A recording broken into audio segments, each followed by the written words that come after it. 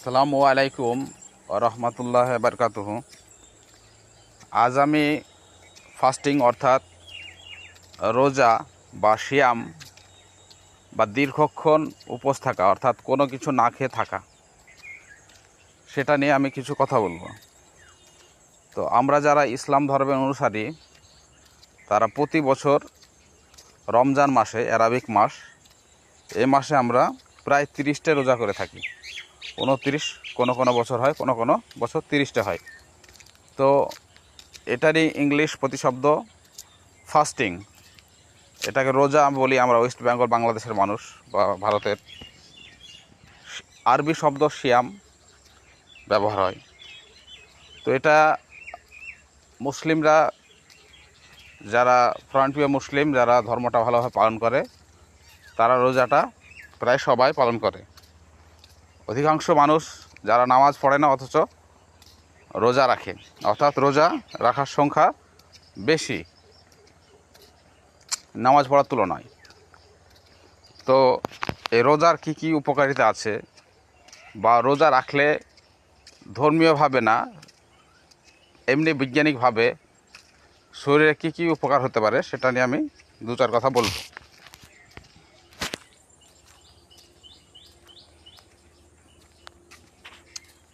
তো রোজার উপকারিতা সম্পর্কে প্রথম যে বিষয়টা, সেটা অটোফ্যাজি বা অটোফ্যাগি। এটা কোষ পুনর্গঠন, অর্থাৎ অটোফ্যাজি। এটা একটা সিস্টেম আমাদের শরীরে চলে আমাদের অজান্তে। এটা একজন স্বাস্থ্য বিশেষজ্ঞ বা বিজ্ঞানী এটা প্রথম দেখিয়েছেন, এবং এটা নোবেল প্রাইজ পেয়েছেন, জাপানের একজন বিজ্ঞানী। অটোফ্যাজি সিস্টেমটা কি? তো অটোফ্যাজি সিস্টেমটা দীর্ঘ 15 ঘন্টা 14 ঘন্টা মতো না খেয়ে থাকলে, এটা কন্টিনিউ 30 দিন যদি করা যায়, তবে শরীরের পচা গলা বা নষ্ট হওয়া সেলগুলো শরীরের অন্য কোষ বা শরীরের প্রসেসিংয়ের মাধ্যমে ওগুলোকে খেয়ে ফেলে আমাদের যে মলত্যাগ করি বা বজ্র পদার্থ নিঃসরণ করি, সেটার মাধ্যমে ওই পচা গলা কোষগুলো বেরিয়ে যায়। তো এর মাধ্যমে কি হয়, আমাদের ক্যান্সার রোগের যে ঝুঁকি থাকে বা হওয়ার সম্ভাবনা থাকে, সেই রোগ থেকে আমরা বেঁচে যাই। তাছাড়া আরও অনেক উপকারিতা হয়, কোষের নতুন পুনর্গঠন হয়। এটা দি লংজেভিটি ডায়েট, ডক্টর ভাল্টার লঙ্গর লেখা একটা বই। সেই বইটাই অটোফ্যাগিটা খুব ভালোভাবে তুলে ধরেছে। তো উপবাস করলে কি হয়, রোজা রাখলে অটোফ্যাজি প্রক্রিয়াটা সক্রিয় হয়, যার ফলে কোষ তার ক্ষতিগ্রস্ত অংশ মেরামত করতে পারে, সুস্থতা বৃদ্ধি পায় এবং দীর্ঘায়ু লাভ হয়, ওজন হ্রাস হয়, বিপাক ক্রিয়া উন্নত হয়। আমরা সারা বছর 3 বেলা করে খাই, কেউ 2 বেলা 3 বেলা। এতে আমাদের যে পরিপাক ক্রিয়ায় যে শক্তি, খাবার পচানোর জন্য, খাবার পরিপাক করার জন্য, সেটা কোনো সময় আমাদের এই পরিপাকতন্ত্র রেস্ট পায় না। তার ফলে কি হয়, সেখানে ডিস্টারবেন্স বা বিভিন্ন গণ্ডগোল বা গোলযোগ তৈরি হয় এবং অসুখ হয়। তো বিপাক ক্রিয়া উন্নত হয় রোজা রাখলে, ফাস্টিং করলে।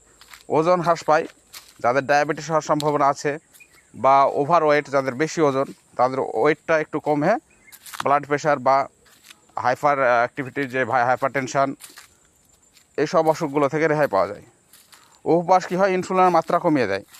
ইনসুলিনের মাত্রা কমিয়ে দেওয়ার অর্থ ওজন হ্রাস পাবে, ওজন হ্রাস পেলে চর্বি নষ্ট হবে, ফ্যাট বার্নিং হবে, আর প্রক্রিয়াটা ত্বরান্বিত হয়, ফ্যাট বার্নিং প্রক্রিয়াটা। মস্তিষ্কের কার্যকারিতা বৃদ্ধি পাবে, স্নায়ুগত রোগ প্রতিরোধ হবে। দ্য ফাস্ট ডায়েট নামে একটা বই লিখেছে ডক্টর মাইকেল মশলি ও মিমি স্পেন্সার। এখানে উপবাস থেকে যে তথ্য সেটা দিয়েছে, উৎপাদন বাড়ায়, যা স্মৃতিশক্তি উন্নত করে এবং অ্যালজাইমার ও পার্কিনসনের মতো রোগ প্রতিরোধে সহায়তা করে। রক্তে শর্করার ভারসাম্য রক্ষা ও প্রদাহ কমায়। সেল মেটাবলিজম 2017-তে লিখেছে, এটা একটা গবেষণা। এটা উপবাস করলে ইনসুলিনের সংবেদনশীলতা বৃদ্ধি করে, যা ডায়াবেটিস প্রতিরোধ সহায়ক হয়, প্রদাহজনিত সমস্যা কমাতে সাহায্য করে, হৃদরোগের ঝুঁকি কমায়। হার্টের অসুখ অনেকজনেরই হয়, এখন এই অসুখটার পরিমাণ বেশি। তো এখানে the complete guide to fasting, doctor Jason Fung নামে একজন লিখেছে। সে বইটাই বলছে উপবাস রক্তচাপ, কোলেস্টেরল এবং ট্রাইগ্লিসারাইডের মাত্রা হ্রাস করে, ফলে হৃদরোগের ঝুঁকি কমে যায়। তো এত কিছু উপকার আছে। তাই আমি বিভিন্ন আলাদা ধর্মের মানুষদেরও দেখি রোজার মাসে রোজা করে। যেমন পাঞ্জাবের শিখ সম্প্রদায়ের কিছু মানুষ, তারা এই রমজান মাসে খুব আনন্দ সহকারে রোজা করে। এবং পৃথিবীর আরও বিভিন্ন ধর্মের, পৃথিবীতে ইসলাম, খ্রিস্টান, হিন্দু, ইহুদি এরা ছাড়াও আরও হাজার হাজার ধর্মের মানুষ আছে। তো বিভিন্ন ধর্মের মানুষ বিভিন্নভাবে ফাস্টিং করে, রোজা করে, সিয়াম করে। তাদের নাম আলাদা হতে পারে এবং তাদের সিস্টেম আলাদা হতে পারে, কিন্তু এটা করে।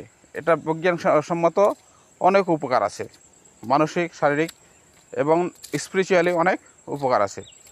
তো আমরা সকলে চাইব একে অপরকে উদ্বুদ্ধ করায় ধার্মিকভাবে এবং বিজ্ঞানসম্মতভাবে, যেন আমরা সুস্থ থাকতে পারি, স্বাস্থ্য ভালো থাকে, মন ভালো থাকে, সব কিছু যেন ভালো থাকে আমাদের। ধন্যবাদ।